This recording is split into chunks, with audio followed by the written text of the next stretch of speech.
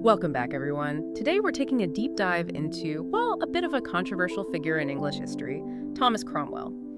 He's often remembered as Henry VIII's ruthless right-hand man, but there's so much more to him than just that. Absolutely. I mean, here's a man who engineered the dissolution of the monasteries, oversaw the persecution of so many Catholics, and yet, moments before his execution, he declares himself a devout Catholic. Yeah. It really makes you think, doesn't it? What was going through his mind? That's exactly what we're going to unpack today. We're going to trace his journey from, his humble beginnings to his Machiavellian rise to power and, of course, his dramatic fall.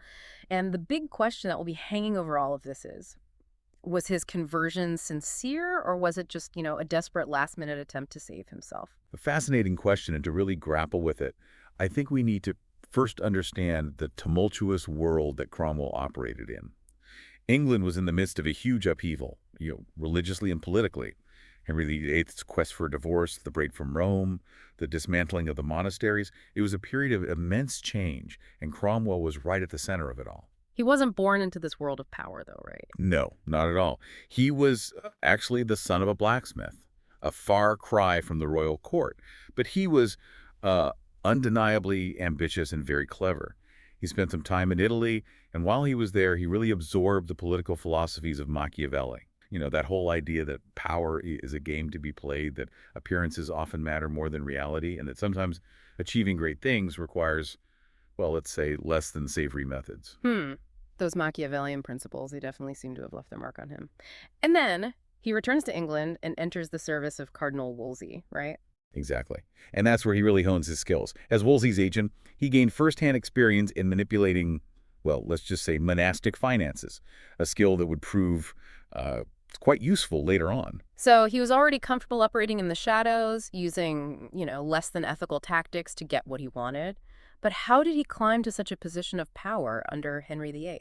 Cromwell had this uncanny ability to, well, he could anticipate the king's desires. Sometimes even before Henry himself knew what he wanted. He was a master strategist, always pulling the strings, making sure that events and people aligned with the king's ambitions. We often hear about Cromwell's ruthlessness, but can you give us a specific example, something that really illustrates his methods? Oh, absolutely. Take the Canterbury election, for instance. Cromwell, well, he essentially forced the city to overturn the results of the election and install the king's preferred candidates, a very blatant power play. And it sent a clear message that he would stop at nothing to consolidate his and the king's authority. Wow. So we're really starting to see the portrait of a ruthless pragmatist emerging here. A man who wasn't afraid to use any tactic to achieve his objectives.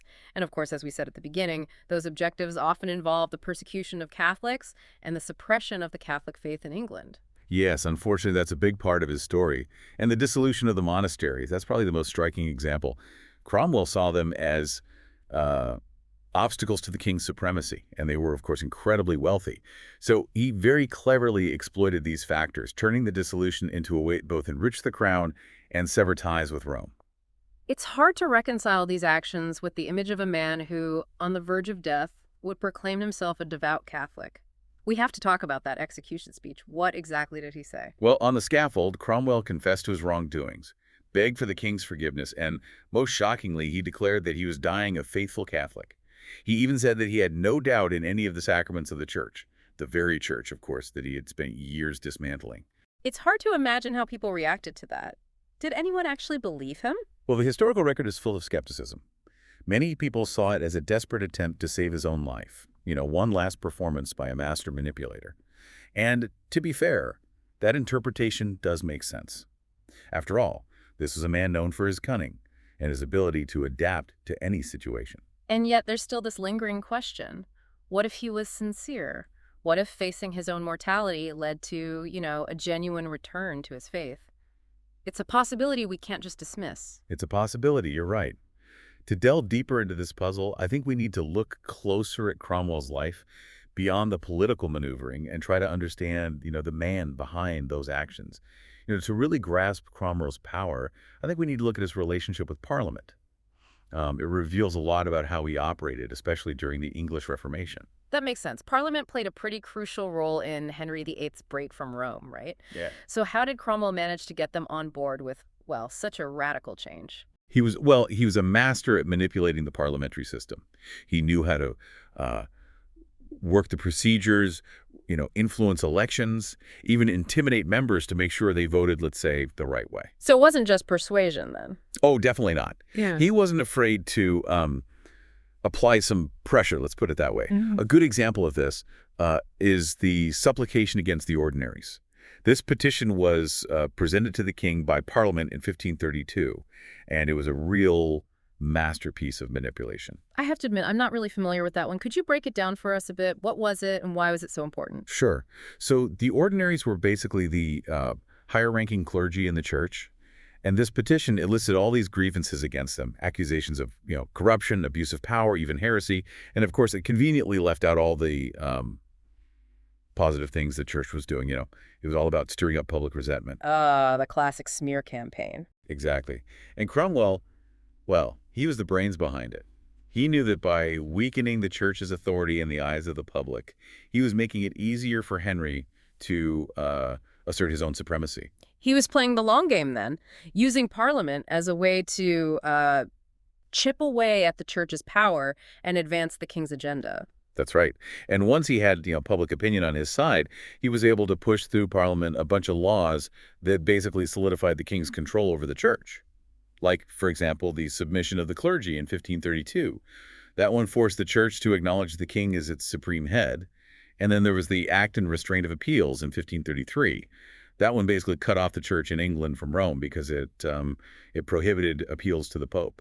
These were some pretty major power shifts. It's amazing how much influence Cromwell had. He was really good at what he did. He understood how power worked and how to use it. But were his goals always the same as the king's, or, was there something more to it, maybe personal ambition? That's something that historians are still debating. I mean, there's no question that he was an ambitious guy, but it seems like his ambitions were kind of tied up with a belief in the need for a strong monarchy. He saw the church as a rival power structure, something that had to be brought under the king's control. So he was a reformer of sorts, just a pretty ruthless one, someone driven by this vision of a New England, even if it meant using, some pretty unsavory tactics. Yeah. And his methods, unfortunately, had a really devastating impact on Catholics. I mean, the dissolution of the monasteries led to the destruction of, countless religious houses. Monks and nuns were scattered, a lot of spiritual and cultural heritage was lost. And yet this is the same man who, facing his own execution, declared himself a faithful Catholic. It's a real head-scratcher. It is, isn't it? Was it a genuine expression of faith, or was it, some calculated move even at that point? I think to understand that, we need to look beyond the political stuff, the things he did, and dig into his personal life a bit, explore his intellectual pursuits, the things that made him tick. That's what makes this whole deep dive so interesting, I think. We're not just looking at history, we're trying to understand the man who shaped so much of it. Yeah. We spent a lot of time talking about Cromwell's political life, his ruthlessness, his impact on the church. But it seems like there was another side to him, something that we see when we look at his personal interests and his relationships. Oh, absolutely. He was a very complex figure. I mean, alongside all that political ambition, Cromwell also had a deep love for the arts, especially Italian Renaissance art. He actually spent huge sums of money on paintings, sculptures, tapestries, which is kind of surprising for someone often portrayed as this cold and calculating politician. It is interesting, isn't it? It suggests that maybe there was more to him, maybe a sensitivity that we don't always see when we focus on, the ruthless reformer image. Exactly. And I think this complexity comes out even more when you look at his letters. They give us a much more intimate glimpse into, his thoughts and his motivations. Historian Roger Bigelow Merriman, who actually edited a collection of Cromwell's letters, he thought this correspondence was really key to understanding both the man and the times. It's fascinating that these personal writings can help us understand such major historical events. What did Merriman find in those letters that might shed light on this whole conversion question?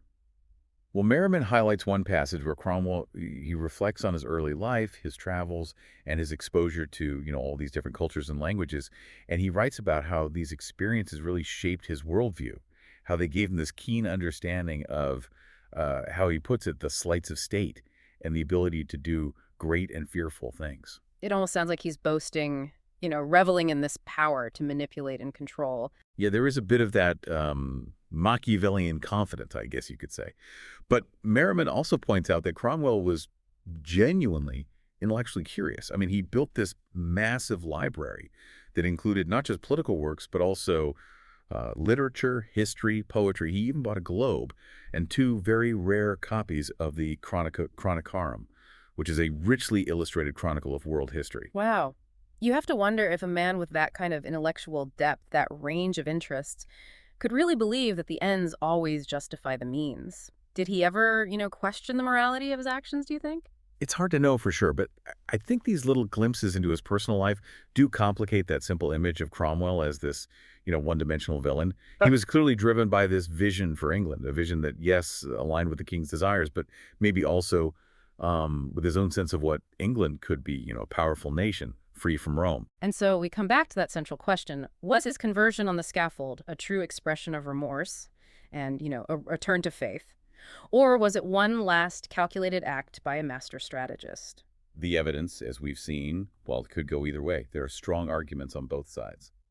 So, knowing what we now know about Cromwell, the Machiavellian tactics, his persecution of Catholics, but also his intellectual curiosity, his love for art, this complex relationship with power, what do you think? Was his conversion genuine?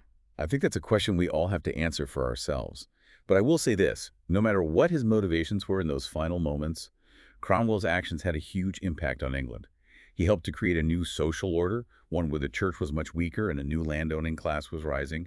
And ironically, that new class would eventually challenge the monarchy, the very institution Cromwell had served so loyally. It is a strange twist, isn't it? Cromwell, the architect of royal power, maybe also unintentionally laid the groundwork for its decline. History is full of these kinds of unintended consequences, isn't it? And Thomas Cromwell, the blacksmith's son, who rose to such heights and then fell so dramatically, he remains this incredibly enigmatic figure. His legacy is, well, it's messy, full of contradictions, and it's something we all have to wrestle with. Well, thank you for joining us on this deep dive into the life of Thomas Cromwell. We encourage you to explore the source material, consider the different perspectives, and come to your own conclusions about this very complex and fascinating man. And until next time, keep diving.